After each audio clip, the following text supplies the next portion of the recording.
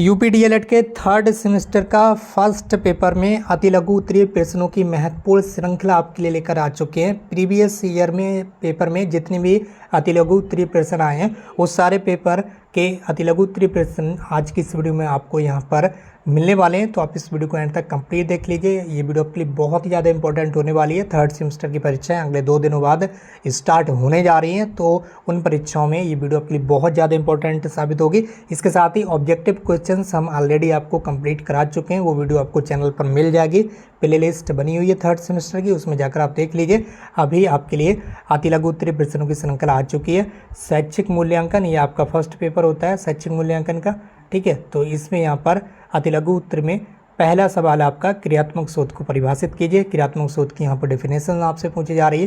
तो यहाँ पर कोरे के अनुसार उन्होंने लिखकर बताया कि क्रियात्मक अनुसंधान वह प्रक्रिया है जिसके द्वारा व्यवहारिक कार्यकर्ता यानी कि जो शैक्षिक हेडमास्टर हुआ या कोई व्यवस्थापक हुआ या फिर निरीक्षक हुआ, वो मनोवैज्ञानिक ढंग से अपनी समस्याओं का अध्ययन करता है, अपने निर्णय और क्रियाओं में निर्देशन करता है, सुधार और मूल्यांकन करता है, ठीक है। यहाँ पर क्रियात्मक अनुसंधान वह प्रक्रिया है जिसके द्वारा कोई भी व्यवहारिक कार्यकर्ता जैसे कि हेडमास्टर हुआ या कोई व्यवस्थापक हुआ, ठीक है, या कोई निरीक्षण करता हुआ मनोवैज्ञानिक ढंग से अपनी समस्याओं का खुद अध्ययन करता है, अपने निर्णय और क्रियाओं में निर्देशन, सुधार और मूल्यांकन करते हैं। ये क्रियात्मक शोध कहलाता है। इसके बाद दूसरा सवाल है आपके सामने स्क्रीन पर, एनसीईआरटी के अनुसार मूल्यांकन की परिभाषा यहाँ पर पूछी जा रही है। तो एनसीईआरटी के अनुसार ही आपको लिखना है। अगर यहाँ पर एनसीईआरटी नहीं लिखा हुआ रहता है तो आप किसी के भी अनुसार लिख सकते थे, लेकिन यहाँ पर ये सवाल आया हुआ है 2023 में, और इससे पहले वाला सवाल भी सन 2023 में आया हुआ है। तो एनसीईआरटी के अनुसार शैक्षिक मूल्यांकन एक प्रक्रिया है जिसके द्वारा यह ज्ञात किया जाता है कि उद्देश्य किस सीमा तक प्राप्त किए गए हैं, कक्षा में दिए गए अधिकतम अनुभव कहाँ तक प्रभावशाली हुए हैं, यानी कि स्टूडेंट्स को हमने जो कुछ पढ़ाया है उसमें वो कितना सीखा है और कहाँ तक शिक्षा के उद्देश्य पूर्ण किए गए हैं, यानी कि एजुकेशन के जो उद्देश्य होते हैं वो कहाँ तक पूर्ण किए गए हैं। हमने स्टूडेंट्स को जो कुछ सिखाया है वो कितना सीखा है उसमें और उसने क्या किया है। तो ये यहाँ पर ये जो मूल्यांकन है उसकी परिभाषा है। तो इस तरह से अगला सवाल आपके सामने स्क्रीन पर आ चुका है, 3 नंबर का सवाल, और इसमें यहाँ पर पूछा जा रहा है आपसे सामुदायिक सहभागिता से क्या तात्पर्य है। सामुदायिक सहभागिता की यहाँ पर आपसे पूछा जा रहा है सामुदायिक सहभागिता से क्या तात्पर्य है। तो यहाँ पर आप देखेंगे सामुदायिक सहभागिता का अर्थ यह है विद्यालयों की योजनाओं और प्रबंधन में माता पिता और समुदायों के सदस्यों की सहभागिता है। जैसे कि आपने प्राइमरी लेवल के स्कूल में देखा होगा, जब भी कोई कमेटी बनाई जाती है, अदर कोई मैनेजमेंट किया जाता है, तो कमेटी में बच्चों के जो माता पिता हैं उनको भी सदस्य के रूप में सम्मिलित किया जाता है। तो ये एक तरह से सामुदायिक सहभागिता का ही उदाहरण होता है। इसके बाद 14 सवाल आपके सामने विश्वसनीयता को परिभाषित कीजिए। तो कर्लिंगर के अनुसार यहाँ पर ये जो डेफिनेशन है वो लिखी गई है। विश्वसनीयता का अर्थ है भरोसा, स्थिरता, संगति, भविष्यवाणी और परिशुद्धता। आपको सेम टू सेम इसी तरह से याद कर लेना है। बाकी अगला सवाल आपके सामने स्क्रीन पर आपको देखने के लिए मिल रहा होगा, 5 नंबर का है। ये सवाल भी सन 2023 में आया हुआ है। सतत और व्यापक मूल्यांकन से क्या आशय है। सतत मूल्यांकन के अंतर्गत छात्रों के शैक्षिक कौशलों की जो जांच है वो प्रतिमाह या तिथिवार की जाती है। सतत मूल्यांकन के अंतर्गत क्या होता है, जो छात्र हैं उनके शैक्षिक कौशलों की जो जांच है वो प्रत्येक महीने में या एक डेट निर्धारित की जाती है, उसमें उनके शैक्षिक कौशलों की जाँच होती है। और जो व्यापक मूल्यांकन होता है, ठीक है, व्यापक मूल्यांकन में बालक के विभिन्न पक्षों का जो मूल्यांकन है वो किया जाता है। उसके बाद 6 नंबर का प्रश्न आपके सामने, एक उत्तम परीक्षण की 2 विशेषताएं केवल यहाँ पर पूछी गई हैं। ये सवाल भी सन 2023 की परीक्षाओं में आ चुका है। वैधता, विश्वसनीयता, ये उत्तम परीक्षण की 2 विशेषताएं आपके सामने लिखी हुई हैं, इन्हें आप लिख लें। ये भी एक इम्पॉर्टेंट क्वेश्चन है, ठीक है, और ये रिपीट हो सकता है आगे आने वाली परीक्षाओं में। इसके बाद अगला सवाल आपके सामने स्क्रीन पर है, 7 नंबर का, निर्माणात्मक और योगात्मक मूल्यांकन के 2 अंतर लिखिए। तो यहाँ पर बताया गया है कि निर्माणात्मक मूल्यांकन की जो प्रकृति है वो विकासात्मक होती है, जबकि योगात्मक मूल्यांकन की जो प्रकृति है वो अंतम होती है। ये पहला अंतर हो गया आपका। उसके बाद दूसरा अंतर है आपका, निर्माणात्मक मूल्यांकन का जो उद्देश्य है वो छात्रों की शिक्षा में सुधार करना होता है। कोई भी निर्माणात्मक मूल्यांकन जब हम करते हैं तो हमारा ये उद्देश्य होता है कि उसकी शिक्षा में सुधार हो। और ये जो योगात्मक मूल्यांकन होता है उसका उद्देश्य ये होता है कि छात्रों की उपलब्धि का मूल्यांकन करना, छात्र ने क्या उपलब्ध किया उसका मूल्यांकन करना, ये आपका योगात्मक मूल्यांकन में आता है। उसके बाद 8 नंबर का सवाल है, मापन और परीक्षण में कोई एक अंतर यहाँ पर पूछा जा रहा है, ठीक है। तो मापन और मूल्यांकन में अंतर पूछने का यहाँ पर लिखा हुआ है। मापन का संबंध भौतिक गुणों से होता है। कोई भी मेजरमेंट करते हैं तो हम उसका फिजिकल जो होता है उसको देखते हैं मापन के अंतर्गत, जबकि परीक्षण का जो संबंध है वो मानसिक तथा मनोवैज्ञानिक गुणों से होता है। जब कोई परीक्षण किया जाता है तो उसमें मानसिक और मनोवैज्ञानिक गुणों को भी शामिल कर लिया जाता है। इसके बाद अगला सवाल है आपका, विलोम के अनुसार मूल्यांकन के उद्देश्यों का वर्गीकरण कीजिए। ये सवाल भी सन 2023 की परीक्षाओं में आया हुआ है। तो विलोम के अनुसार मूल्यांकन के यहाँ पर 3 उद्देश्य बताए गए हैं, ज्ञानात्मक, भावात्मक और क्रियात्मक। इन 3 पक्षों को रखा गया है। इसके बाद 10 नंबर का सवाल आपके सामने स्क्रीन पर है और अगला सवाल आप यहाँ पर देख पा रहे होंगे। 10 नंबर का सवाल आपका, मापन के 4 स्तरों के नाम लिखिए। तो मापन के 4 स्तर ये हैं। पहला स्तर आपका नामित स्तर, दूसरा स्तर आपका क्रमित स्तर, तीसरा स्तर आपका अंतरित स्तर, चौथा स्तर आपका अनुपातिक स्तर। ये आपके मापन के 4 स्तर हैं।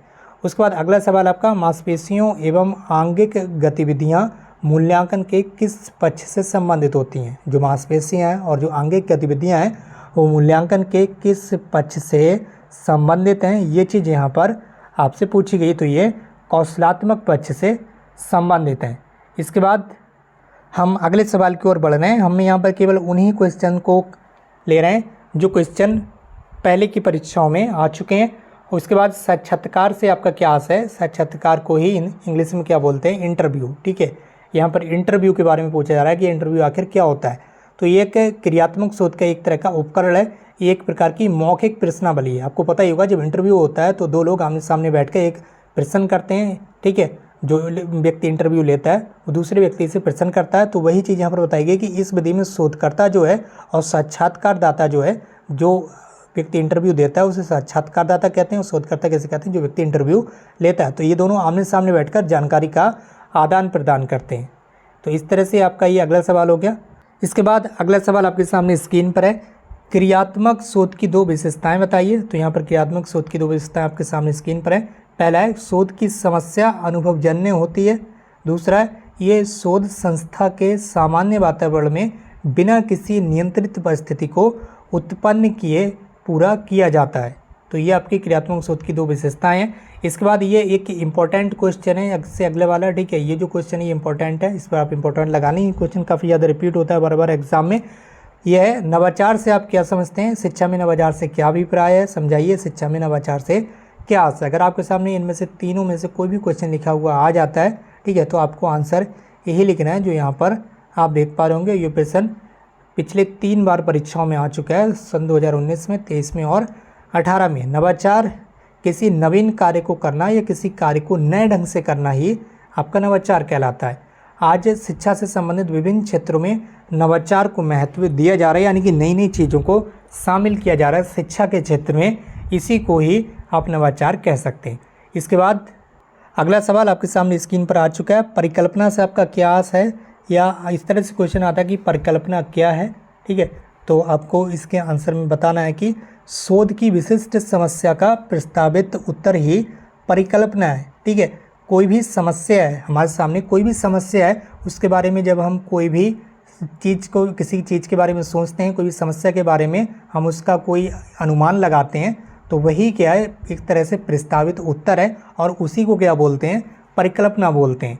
इसके बाद अगला सवाल आपके सामने स्क्रीन पर है और ये सन 2019 की परीक्षा में आया हुआ है।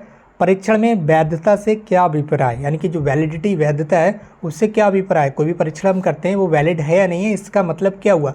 तो परीक्षण में वैधता से आशय उस कार्यकुशलता से है जिससे वह परीक्षण उसे तथ्य का मापन करता है जिसके लिए वह बनाया गया है। तो परीक्षण में यहाँ पर क्या है, वैधता से ये आशय है कि वह परीक्षण उसी चीज़ का मापन करता है जिसके लिए वह बनाया गया है, तो वह पूरी तरह से वैध होता है, यानी कि वैलिड होता है। इसके बाद अगला सवाल आपके सामने स्क्रीन पर है, क्रियात्मक शोध से क्या तात्पर्य। क्रियात्मक शोध के बारे में यहाँ पर पूछा जा रहा है। क्रियात्मक शोध से आशय उस व्यवहारिक शोध से है जिससे विद्यालय से संबंधी लोगों द्वारा अनुभव की जाने वाली समस्याओं के वैज्ञानिक ढंग से हल करने का प्रयास स्वयं उनके द्वारा किया जाता है जिनमें वह समस्याएं उत्पन्न होती हैं। तो क्रियात्मक शोध से आशय उस व्यवहारिक शोध से है जिसे विद्यालय से संबंधित लोगों के द्वारा अनुभव की जाने वाली समस्याओं के वैज्ञानिक ढंग से हल करने का प्रयास स्वयं उनके ही द्वारा किया जाता है। यानी कि कोई समस्या हमें उत्पन्न हुई है तो हम उस समस्या का समाधान खुद से सोचते हैं वैज्ञानिक तरीके से, यही क्रियात्मक शोध कहलाता है। उसके बाद है अगला सवाल आपके सामने, न्याय दर्श से क्या आशय है? ये भी इंपॉर्टेंट सवाल है और ये 2022 की परीक्षा में आ चुका है। न्याय दर्श से आप क्या समझते हैं? ठीक है, अगला सवाल, ये का आंसर आप देख पा रहे होंगे। न्याय दर्श से तात्पर्य किसी जनसंख्या से चुने गए उस छोटे समूह से है जिसका चयन इस प्रकार किया गया है कि वे संपूर्ण जनसंख्या का पर्याप्त प्रतिनिधित्व करते हैं। ठीक है, तो यहाँ पर इसमें कहने का मतलब ये है कि न्यायादर्श से तात्पर्य किसी जनसंख्या, जैसे बहुत सारे लोग हैं, ठीक है, या कोई छोटी सी जनसंख्या है या छोटा सा कोई समूह है, तो उस समूह से उसमें से कोई एक व्यक्ति को चुना जाता है और वह व्यक्ति उस पूरी जनसंख्या का, यानी कि जो समूह है उसको रिप्रेजेंट करता है, इसे हम न्यायादर्श कहते हैं। इसके बाद अगला सवाल आप स्क्रीन पर देख पा रहे होंगे, क्रियात्मक शोध के चरण क्या हैं? यहाँ पर क्रियात्मक शोध के जो चरण हैं वो पूछे गए।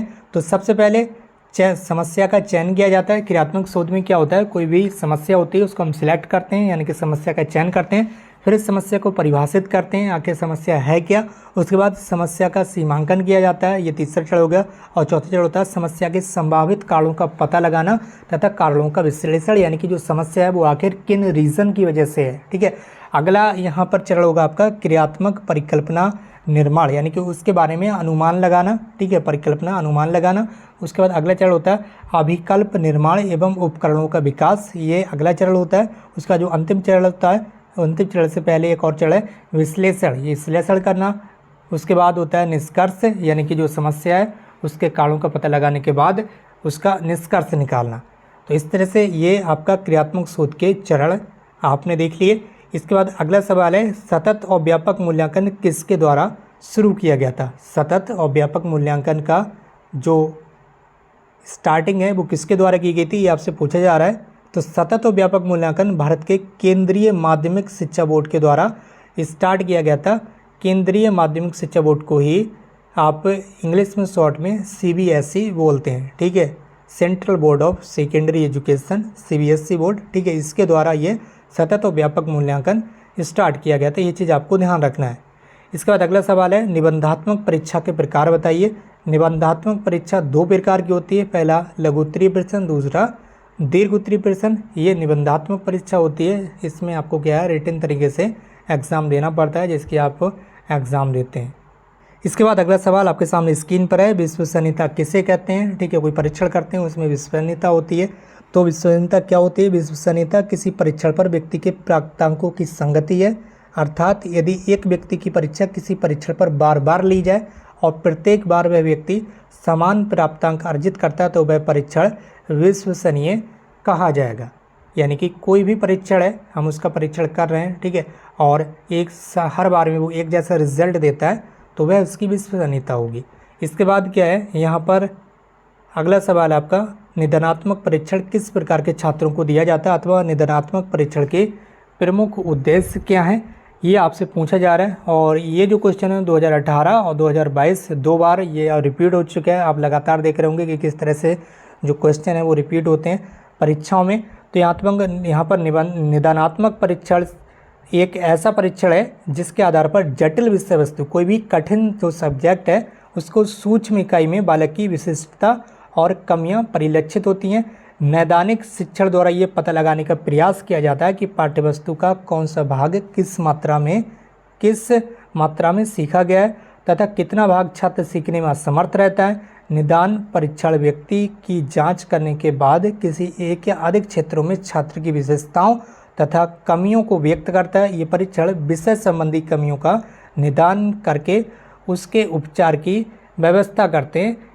ये आपका निदानात्मक परीक्षण होता है। ठीक है, क्योंकि निदानात्मक परीक्षण में क्या होता है, सबसे पहले देखा जाता है बच्चे में यहाँ पर क्या प्रॉब्लम है, फिर उसका पता लगाया जाता है, फिर अच्छे से उसे सारी चीज़ें समझाई जाती हैं। परीक्षण करने के बाद ही इस तरह से उसका समस्याओं का निदान किया जाता है, जिसे हम निदानात्मक परीक्षण कहते हैं। इसके बाद अगला सवाल आपके सामने स्क्रीन पर है, क्रियात्मक शोध का मूल मंत्र क्या है? जो क्रियात्मक शोध है उसका मूल मंत्र इनसे पूछा जा रहा है। तो समस्या हमारी और समाधान भी हमारा, ये क्रियात्मक शोध का मूल मंत्र है। यानी कि हमें कोई समस्या है तो समाधान भी हम ही करेंगे, समस्या हमारी और समाधान भी हमारा, ये आपका क्रियात्मक शोध का मूल मंत्र होता है। उसके बाद अगला सवाल ये दो बार परीक्षाओं में आ चुका है, शैक्षिक शोध क्या है? तो शैक्षिक अनुसंधान छात्र अध्ययन, शैक्षिक अनुसंधान छात्र क्या है? छात्र अध्ययन, शिक्षण विधियों, शिक्षक प्रशिक्षण और कक्षा गतिकी जैसे विभिन्न पहलुओं पर किया जाता है। जो शोध शिक्षा संबंधी समस्याओं पर किया जाता है उसे शैक्षिक अनुसंधान कहा जाता है। यानी कि इनके कहने का मतलब यह है कि शैक्षिक अनुसंधान छात्र अध्ययन, शिक्षण विधियों, शिक्षक प्रशिक्षण और कक्षा गतिकी जैसे विभिन्न पहलुओं पर किया जाता है। ठीक है, उसके बाद जो शोध शिक्षा संबंधी समस्याओं पर किया जाता है उसे शैक्षिक अनुसंधान कहा जाता है। कोई भी शोध है जो शिक्षा से संबंधित समस्याओं पर किया जा रहा है उसे क्या कहेंगे आप? शैक्षिक अनुसंधान कहते हैं। उसके बाद अगला सवाल ये भी आप देख लीजिए, 2 बार परीक्षाओं में ये आ चुका है।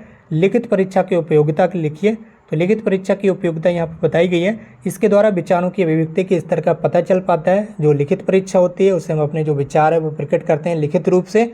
इसके अलावा लिखित परीक्षा के द्वारा छात्र के भाषा के ज्ञान की जानकारी प्राप्त होती है कि जो छात्र है वो किस तरह की लैंग्वेज को यूज़ कर रहा है। उसके बाद तीसरा यहाँ पर उपयोगिता बताई गई है, लिखित परीक्षा के द्वारा प्रस्तुतिकरण की शैली का ज्ञान होता है कि छात्र जो है वो किस तरह से अपनी बातों को प्रस्तुत करता है। इसके बाद आपके सामने अगला सवाल है, सामाजिक कौशल मूल्यांकन के उपकरण कौन कौन से हैं? सामाजिक कौशल जो मूल्यांकन है उसके उपकरण कौन कौन से हैं? तो यहाँ पर टोटल 5 उपकरण सामाजिक कौशल मूल्यांकन के। पहला प्रत्यक्षीकरण, दूसरा समायोजन, तीसरा है निर्देशित अनुक्रिया, चौथा आपका यंत्रीकरण और 5वां है आपका जटिल प्रत्यक्ष अनुक्रिया। ये टोटल 5 सामाजिक कौशल मूल्यांकन के उपकरण हैं, इन्हें आपको याद करना है। इसके बाद अगला सवाल आपके सामने स्क्रीन पर है, सामाजिक दृष्टिकोण से मूल्यांकन की आवश्यकता क्यों है? इसके बारे में पूछा गया है। तो इसका आंसर हो जाएगा, मूल्यांकन के द्वारा बालक के विषय में उपयोगी सूचनाएं प्राप्त होती हैं जिनका सामाजिक व्यवस्था बनाने में प्रयोग किया जा सकता है, जिस वजह से यहाँ पर मूल्यांकन की आवश्यकता होती है। इसके बाद दूसरा आपका, मूल्यांकन से व्यक्तिगत विभिन्नताओं का ज्ञान होता है, यानी कि अलग अलग व्यक्तियों में अलग अलग डिफरेंसेस होते हैं। इसी ज्ञान से व्यक्तिगत शिक्षण संभव है, यानी कि किस व्यक्ति को किस चीज़ की आवश्यकता है, किस तरह से उसे समझाया जाए, किस तरह से उसे पढ़ाया जाए, ये सारी चीज़ें आपकी सामाजिक दृष्टिकोण से मूल्यांकन की आवश्यकता के अंतर्गत आती हैं। उसके बाद अगला सवाल आपका, मौखिक अभिव्यक्ति के साधन कौन कौन से हैं? तो मौखिक अभिव्यक्ति के 3 साधन हैं, भाषा, व्याकरण और बोली। ठीक है, इसके बाद अगला सवाल आपका, क्रियात्मक शोध की शिक्षा में आवश्यकता बताइए। क्रियात्मक शोध जो होता है शिक्षा में उसकी क्या आवश्यकता है? तो यहाँ पर 3 आवश्यकताएं बताई गई हैं। सबसे पहले ये विद्यालय की कार्यप्रणाली में सुधार और विकास करना। क्रियात्मक शोध के द्वारा विद्यालय की कार्यप्रणाली में सुधार कर सकते हैं और उसमें थोड़ा विकास भी कर सकते हैं। इसके बाद है छात्रों और शिक्षकों में प्रजातंत्र के वास्तविक गुणों का विकास करना। उसके बाद है अगला तीसरा, विद्यालय के कार्यकर्ताओं, शिक्षक, प्रधानाचार्य, प्रबंधक तथा निरीक्षकों में वैज्ञानिक दृष्टिकोण का विकास जो है वो क्रियात्मक शोध के द्वारा ही किया जाता है।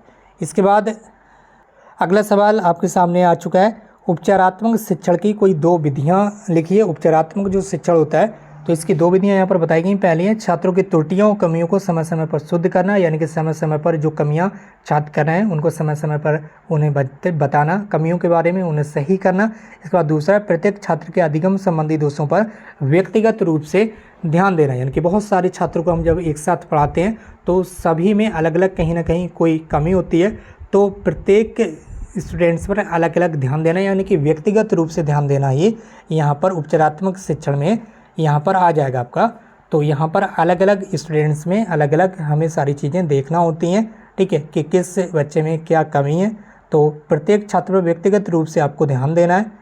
इसके अलावा अगला सवाल आपका, मूल्यांकन की 2 विशेषताएं लिखिए। मूल्यांकन की 2 विशेषताएं यहाँ पर बताई गई। ये एक व्यापक प्रक्रिया है, मूल्यांकन एक व्यापक प्रक्रिया है। उसके बाद एक लगातार चलने वाली प्रक्रिया, यानी कि सतत और व्यापक मूल्यांकन, यहाँ पर ये जानकारी दी जा रही है आपको। मूल्यांकन सतत और व्यापक है। इसके बाद यहाँ पर अगला सवाल आप देख पा रहे होंगे, सतत मूल्यांकन के 2 महत्व लिखिए। ये प्रश्न भी 2022 की परीक्षाओं में आ चुके हैं। तो सतत मूल्यांकन के 2 महत्व हैं। इसको शिक्षण अधिगम प्रक्रिया के अभिन्न अंग के रूप में समझा जा सकता है। जो आपका सतत मूल्यांकन होता है वो शिक्षण अधिगम प्रक्रिया का एक अभिन्न अंग है। इसके बाद इसमें अधिगमकर्ता बालक के संपूर्ण व्यक्तित्व के विकास पर ध्यान देता है। जो अधिगमकर्ता होता है, ठीक है, वो बालक के संपूर्ण व्यक्तित्व के विकास पर ध्यान देता है। इसके बाद अगला सवाल आपके सामने आ चुका है, परीक्षण और मापन की किन्हीं 2 समानताओं को बताइए। जो परीक्षण होता है और जो मापन होता है, इन दोनों में क्या समानताएं हैं आपस में? 2 समानताओं के बारे में पूछा जा रहा है। तो पहली समानता है, परीक्षण और मापन दोनों मूल्यांकन की प्रक्रियाएं हैं, यानी कि मूल्यांकन के अंतर्गत ही परीक्षण किया जाता है और मापन भी आपका मूल्यांकन के ही अंतर्गत आता है। दोनों जो है वो शिक्षण के अभिन्न अंग हैं, तो ये दोनों आपको याद रखना है। मूल्यांकन के ही अंतर्गत परीक्षण और मापन दोनों चीज़ें आती हैं, ठीक है, और दोनों जो हैं वो शिक्षण के अभिन्न अंग हैं। इसके बाद अगला सवाल, ये दोनों सवाल भी 2022 की परीक्षा में आ चुके हैं। मौखिक परीक्षा के 2 गुण यहाँ पर पूछ रहे हैं आपसे, तो मौखिक परीक्षा के कोई 2 गुण।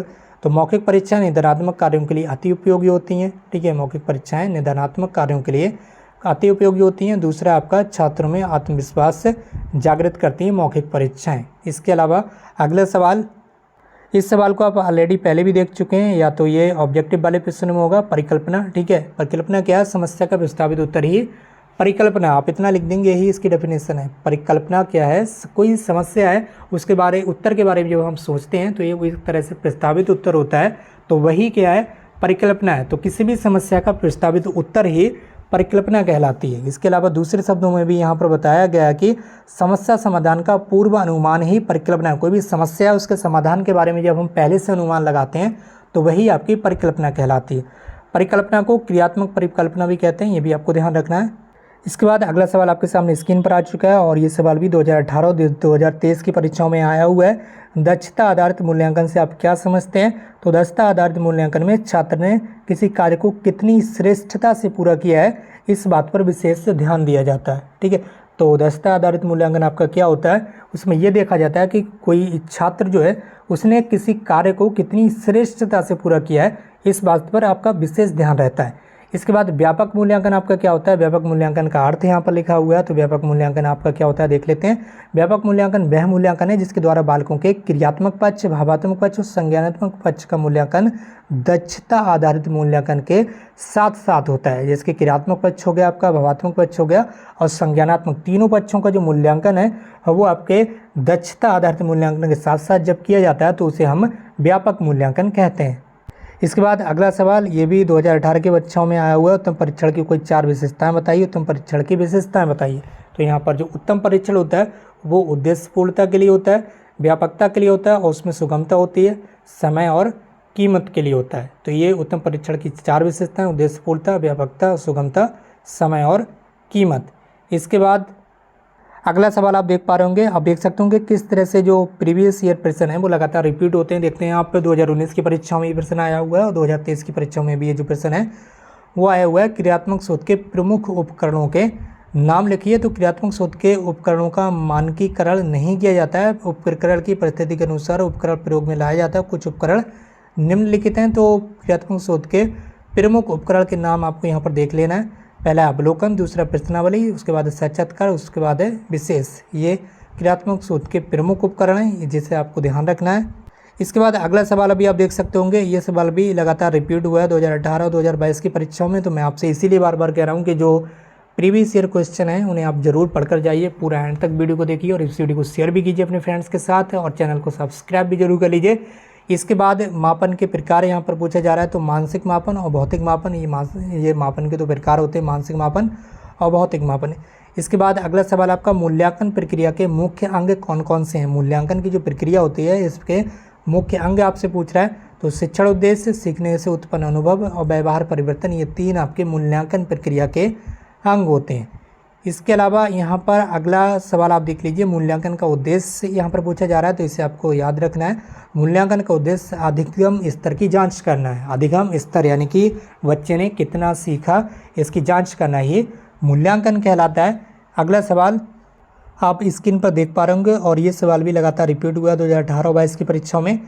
ये जो सवाल आपका वो है, उपचारात्मक परीक्षण के उद्देश्य। उपचारात्मक जो परीक्षण होता है उसके उद्देश्य क्या होते हैं? तो उपचारात्मक परीक्षण का उद्देश्य छात्र की अधिगम संबंधी, ठीक है, लर्निंग संबंधी त्रुटियां, पढ़ने में उसके जो त्रुटियां, जो गलतियां हो रही हैं उनको दूर करके उसके अर्जित ज्ञान को उचित दिशा प्रदान करना है। बच्चे ने जो ज्ञान अर्जित किया है उसे एक नई दिशा प्रदान करना है जिससे बच्चा आगे चलकर कुछ अच्छा कर सके। तो ये आपका क्या होता है? उपचारात्मक परीक्षण के अंतर्गत आता है। उसके बाद पूछा जा रहा है आपसे, परीक्षण किसे कहते हैं या परीक्षण से आप क्या समझते हैं? ये भी 2023 की परीक्षाओं में आ चुका है प्रश्न। तो वह प्रक्रिया जिससे प्रशिक्षक प्रश्नों के द्वारा अपने प्रशिक्षु के अधिगम की जाँच करता है, परीक्षण कहलाती है। वो प्रक्रिया परीक्षण कहलाती है जिसमें कोई भी प्रशिक्षक अपने प्रश्नों के द्वारा अपने प्रशिक्षु के अधिगम की जांच करता है, लर्निंग की जांच करता है। बच्चे ने क्या सीखा है अपने प्रश्नों के द्वारा उसकी जांच की जा रही है, तो वही क्या होता है? आपका परीक्षण कहलाता है। इसके साथ ही आपको ये भी ध्यान रखना कि परीक्षण कितने प्रकार का होता है। ये छोटा सा क्वेश्चन, निबंधात्मक परीक्षण और वस्तुनिष्ठ परीक्षण, दो तरह के परीक्षण होते हैं। एक में आपका ऑब्जेक्टिव क्वेश्चन होते हैं, इसमें एक में आपका रिटन एग्जाम में कि परीक्षण जो है वो लिया जाता है। इसके बाद आज की अति लघु उत्तरीय प्रश्नों की श्रृंखला के ये अंतिम प्रश्न है जो कि 2018 की परीक्षाओं में आया हुआ है। क्रियात्मक शोध की समय अवधि क्या होती है? जो क्रियात्मक शोध है वो कितने समय में कंप्लीट किया जाता है? क्रियात्मक शोध की कोई निश्चित समय अवधि नहीं है, ये 1 मिनट में भी हो सकता है और 1 वर्ष में भी हो सकता है। ये चीज़ आपको ध्यान रखना है। क्रियात्मक शोध की कोई निश्चित समय अवधि नहीं है। कोई आपसे कहते कि 60 मिनट में क्रियात्मक शोध कर लीजिए, तो ऐसा पॉसिबल नहीं है। ये यहाँ पर आप 1 मिनट में भी कर सकते हैं और इसके लिए आपको 1 वर्ष भी लग सकता है। इसके साथ ही एक और क्वेश्चन यहाँ पर आप देख लीजिए, शैक्षिक उद्देश्यों के अनुसार प्रश्नों के 2 प्रमुख प्रकार बताइए। तो प्रश्न आपके होते हैं वस्तुनिष्ठ प्रश्न और निबंधात्मक प्रश्न, 2 तरह के जो प्रश्न हैं वो आपके होते हैं। तो ये आज की इस वीडियो में आपने अति लघु उत्तरीय प्रश्नों की जो श्रृंखला है वो देख ली होगी और उम्मीद करता हूँ आपको ये क्वेश्चन पसंद आए होंगे। इस वीडियो को शेयर कर दीजिए अपने फ्रेंड्स के साथ। अगर आप चैनल पर नए हैं तो चैनल को सब्सक्राइब जरूर कर लीजिए। और आज की इस वीडियो में बस इतना ही। Thank you so much for watching.